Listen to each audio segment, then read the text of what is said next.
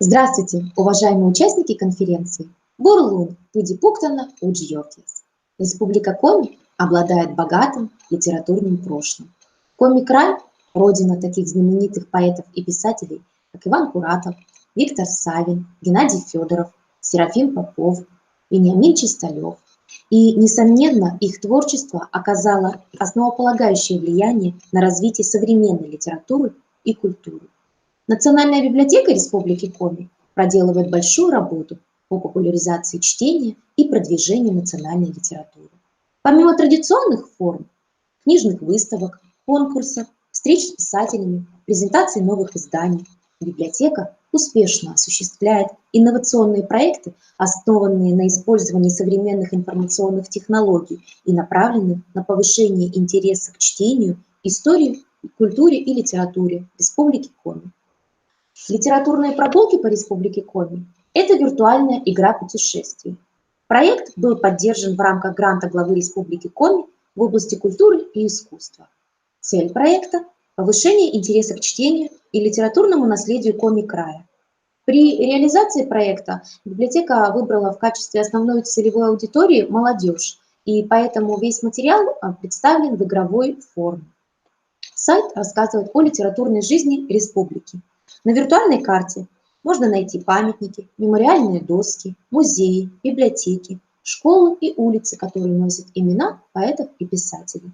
Можно смело говорить о многофункциональности нашего ресурса. Это и путеводитель по улицам и городам, и справочник с описанием жизни и творчества писателей, а также свидетельства краеведов и литераторов города. Итак, давайте познакомимся с нашим ресурсом «Литературные прогулки». Сейчас мы находимся на сайте Национальной библиотеки Республики Коми, и здесь представлена вкладка «Литературные прогулки. Игра путешествия». На первой странице сайта представлен справочный материал о проекте, условия игры и поиск, что здесь можно найти. Кликая мышкой на ссылку «Как играть», мы узнаем о правилах и особенностях игры. Нажми на значок на карте и выполни задание. Сразу не получилось? Ничего. Рядом подсказка, в которой есть и ответ на вопрос, и интересная информация. За правильные ответы начисляются баллы. Справились со всеми 116 заданиями?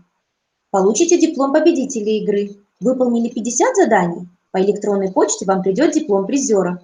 30 заданий, и вы обладатель диплома участника игры. Следует отметить, что в процессе игры результаты онлайн-игрока фиксируются. Задания представлены в самой разнообразной форме. Это кроссворды, аудиофайлы со сказками коми-писателей, пазлы.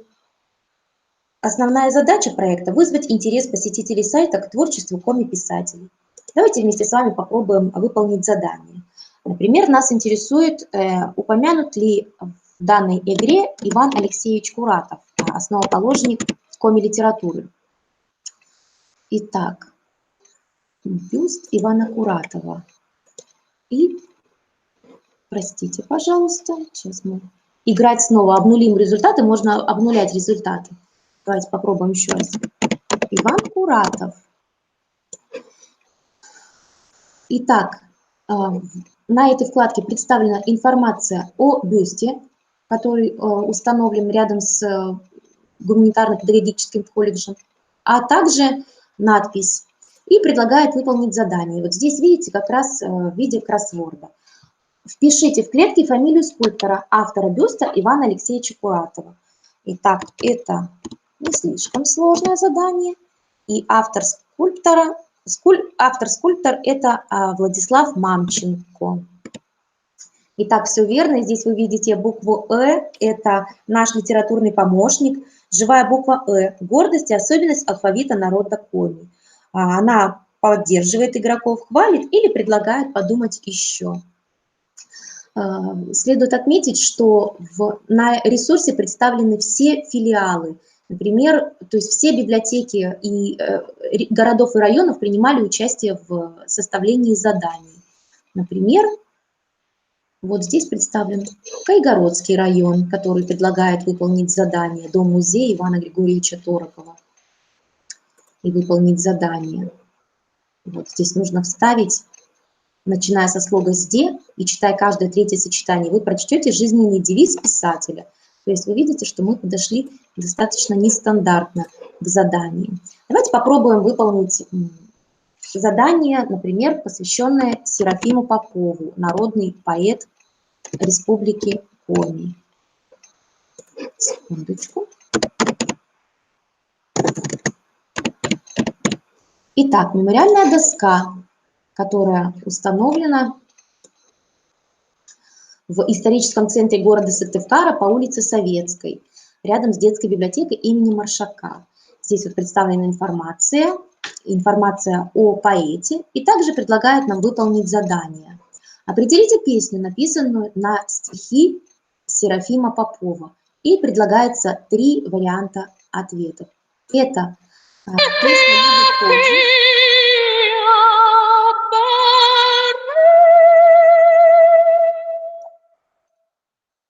либо следующий вариант – песня «Кача Шиньяс»,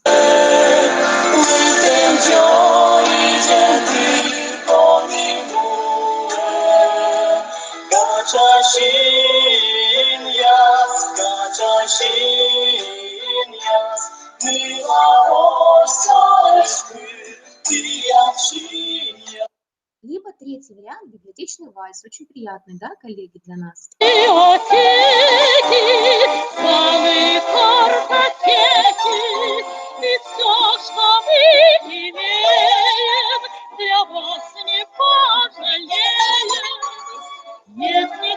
Мы выбираем вариант «Кача Шиньяс». Конечно, мы не ошибаемся. Особую популярность получила песня Серафима Попова «Кача Шиньяс».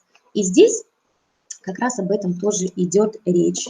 Теперь предлагаю вместе с вами заглянуть на улицу Василия Ильича Лыткина. Вбиваем в строке «Поиск», находим улица Лыткина. Именных улиц в Сыктывкаре много, но названных именами коми-писателей насчитывается не более десятка. Одна из них именуется в честь основоположника современной коми-литературы Василия Лыткина.